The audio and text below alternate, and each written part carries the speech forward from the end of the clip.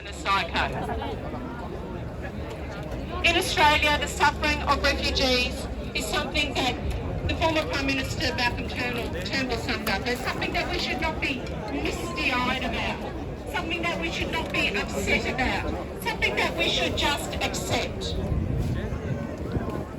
But there have always been people across Australia from every walk of life who have refused to accept the cruelty, who have refused to accept the politics of punishment and deterrence, and who have demanded justice and compassion for refugees. And our numbers are growing, and they are going to continue to grow. And we will continue to stand up time and time again in solidarity with refugees and people seeking asylum, alongside refugees and people seeking asylum, and to support refugees and people seeking asylum. Because protection from danger must mean permanent protection.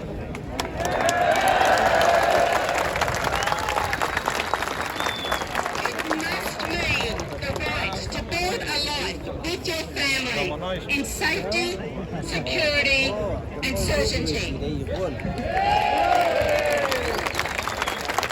And so we will not go away, we will not be silent until we have won these basic rights for all people living in Australia. Because that is the type of Australia that I want to live in. Thank you.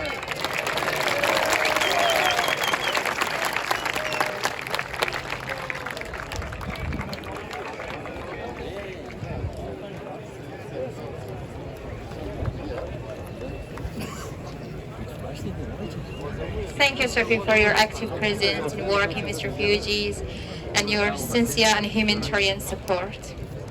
Many of us do not have the experience of being separated from our fathers, but all of us are human beings with same feelings.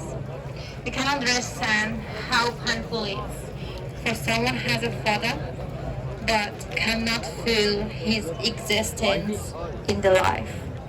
Lack of fatherly love is only debt that is never settled and is not measured by any assets. I want to invite someone who will be sharing the Reza's story. It's one of the saddest stories of temporary visa holders that Dawood would like to share it with permission from Reza. Please give a warm round of applause to Dawood.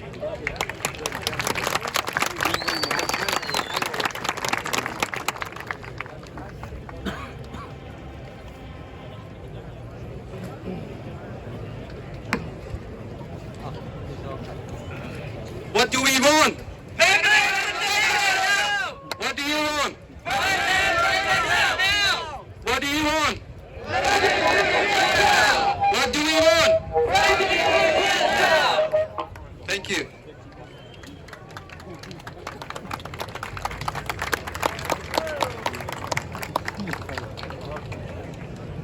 The only hope is to see my family again. Hello everyone. I'm speaking on behalf of Reza, who is unable to tell his story himself as it's too painful for him to speak. Here are Reza's words. I was a happy person when I arrived in Australia, but I'm not the same person anymore. I've been tortured mentally for the past 10 years, kept apart from my family and loved ones. I subsist in a limbo with no rights to work for a long period of time, including now, and no access to Medicare. I'm a father. I'm a husband. I'm a son. I'm a human. I have hopes and dreams like other human beings. I'm here today amongst you, living in Australia, living in the community, but still it feels like I'm in prison. I'm a Hazara refugee, like many other Hazara refugees. I was forced to leave Afghanistan to survive, and I hope to rescue my family from the clutches of the Taliban. I fear that the Taliban will kill me because of how I look.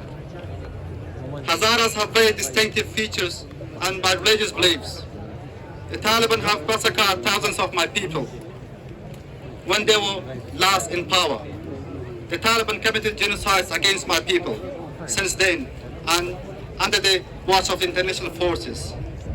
They have killed hundreds of my people. The same group of terrorists of murder of the members of new government of Afghanistan.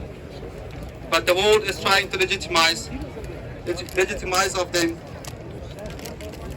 despite their history of committing genocide and abusing human rights. In particular, the rights of the women. I had to leave Afghanistan in 2011. This was the saddest moment. آقای سروی سلام علیکم. سلام علیکم. خوب هستین؟ خوب هستین؟ جان خوب بخیر جان خوب خوب هستین؟ خوب هستین؟ خیر هستین؟ شکل تیاری؟ شکر. چطور تظاهرات؟ هماهنگ شده یا نه؟ خوب است. اگر خدا کنه که ریپورتری نیوز و دیگه باید تا که امی خواری مردم که از راههای دورم ده در گوش کسایی برسه که اهل کار است. خب دیگه وقت نمیگیرم به خاطر که ما خودم بسیار ویدیوسم دیگه. Thanks for coming in Canberra today. No worries my friend. Thank you. Anytime. On the future that I'm not sure about. I can only imagine how difficult it is for young people who are EPD and shareholders not having that certainty, not being able to get an education, not being able to go back and see their parents and their family.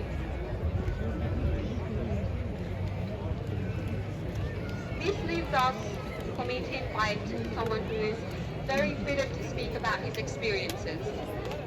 Mr. Mustafa. Mustafa, who was forced to leave Afghanistan at the age of 17, arrived in Australia in 2013, seeking protection. Like many other asylum seekers, he had to find his own way, including learning English, employment, and securing a scholarship to go to university. Dreams like many other young people.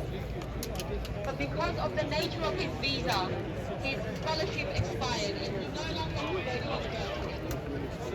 As a university student myself, that breaks my heart. Because I know how important education is to wanting a better future. But Mustafa and so many like him are deprived of that right. Mustafa's hope is to finish his undergraduate degree and give back to the community. Please join me in welcoming Mustafa.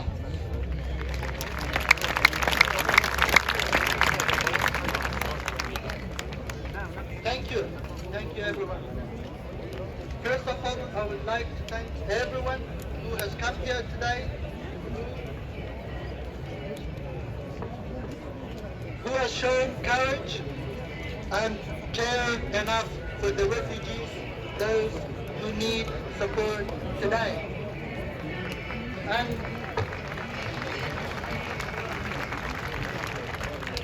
thank you. So I've now Sharify explained a little bit about me. Most of it is the way that it needs to be, but I still need to add on that. And I would say that when I came here as a refugee, as an asylum seeker, I could not study. So I went to different states. I went to Tasmania for the purpose to get enrolled into high school to do my HSC. Unfortunately, the conditions were not ready for me there. So I moved to Queensland, same thing, because I became over 18 and my visa was bridging visa, and bridging visa O54 was not recognized and was not eligible to study at that time in 2014 and 2015.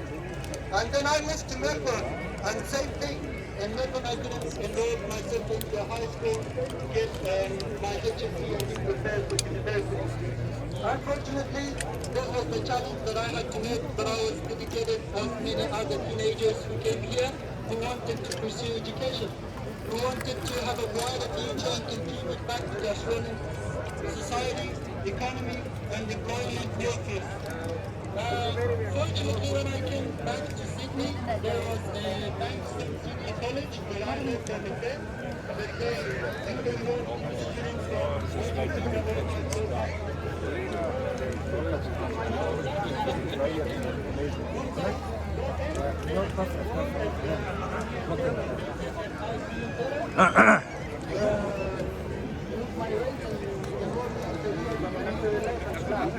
And that happened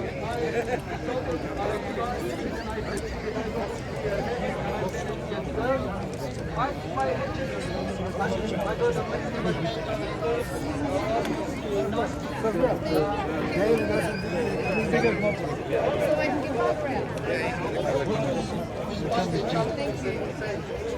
is an example that even though the situation was fast, we have succeeded over time. And that's the spirit of the Hazara asylum seekers from Afghanistan. We are hard workers, we strive, and we contribute back to the economy and community in the best way possible. Despite this, I also, when I finished my HSC and I got my paper, I got an offer from the University of Sydney where I could study my bachelor's degree. And the way the offer was conditional based on my visa condition. They said if my visa condition changes from 050 to any another visa, then my scholarship would be subject to review. And unfortunately in 2020 my visa changed from 050 to 790 TPV, temporary state haven. And that was the end of my scholarship.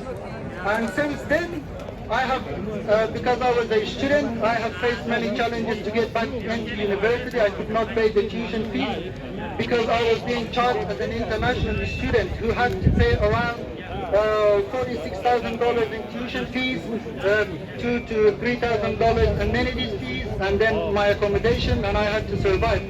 Also, the system of Centrelink and welfare is the way that once you got into university and you're on a temporary visa, you are no longer entitled, or your entitlement to Centrelink is decreased to almost 50%, and in some cases you won't be eligible to get government support. These are the challenges that I'm just mentioning that we have faced. But this is not the end of it. This is not the whole problem. The whole problem is that we came here as refugees. We came here